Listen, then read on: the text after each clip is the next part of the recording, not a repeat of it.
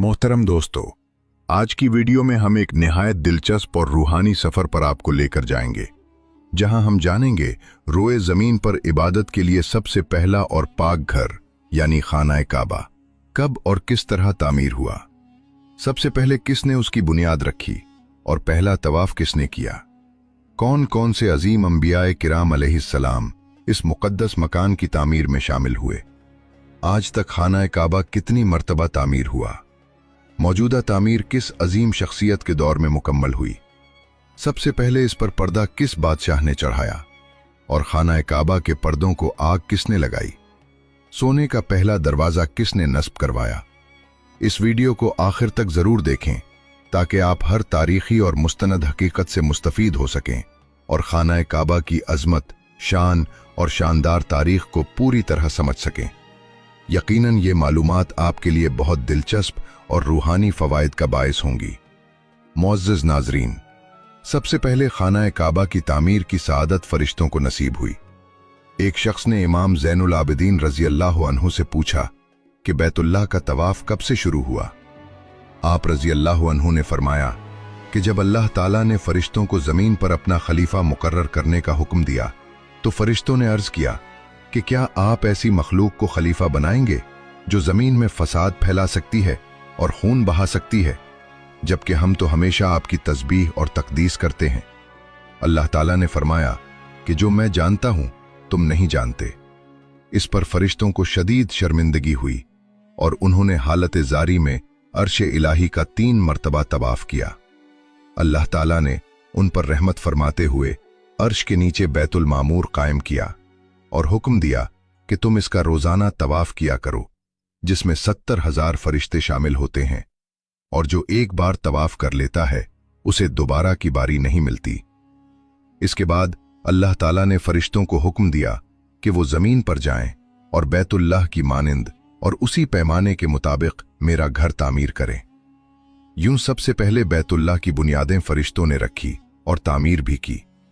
बाद अज़ां हजरत आदम अलैहिस्सलाम ने उन्हीं बुनियादों पर खाना काबा की तामीर फरमाई।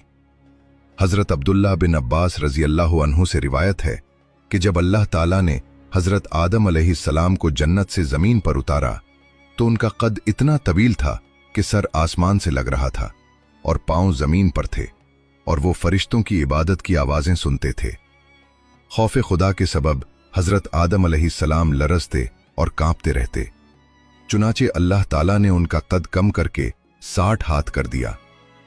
हजरत आदम अलैहिस्सलाम ने अल्लाह ताला से अर्ज किया, या अल्लाह, अब मुझे फरिश्तों की इबादत की आवाजें क्यों सुनाई नहीं देती।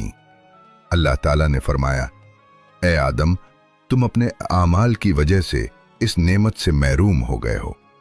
फिर अल्लाह ताला ने हुक्म दिया कि जमीन पर मेरा एक घर तामीर करो, उसके गिर्द तवाफ करो और मुझे याद रखो, बिल्कुल इसी तरह जैसे तुमने फरिश्तों को मेरे अर्श के गिर्द तवाफ करते देखा था। हजरत आदम अलैहिस्सलाम ने अर्ज किया, ऐ मेरे रब, मैं ये काम कैसे अंजाम दूं? न मैं इस जगह से वाकिफ हूं और ना ही मेरे पास इतनी कुव्वत है।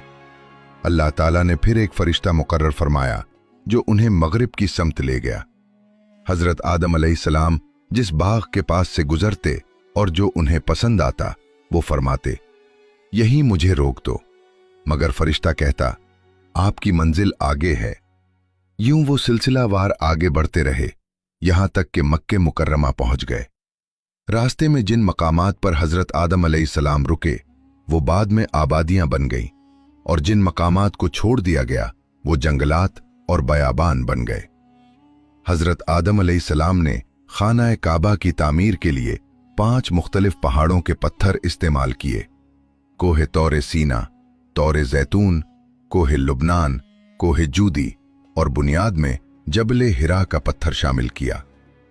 जब तामीर मुकम्मल हो गई तो वो फरिश्ता हजरत आदम अलैहिस्सलाम को मैदान अरफात की तरफ ले गया और उन्हें हज के तमाम मकामात दिखाए जहां आज भी लोग मनासिके हज अदा करते हैं और कयामत तक करते रहेंगे।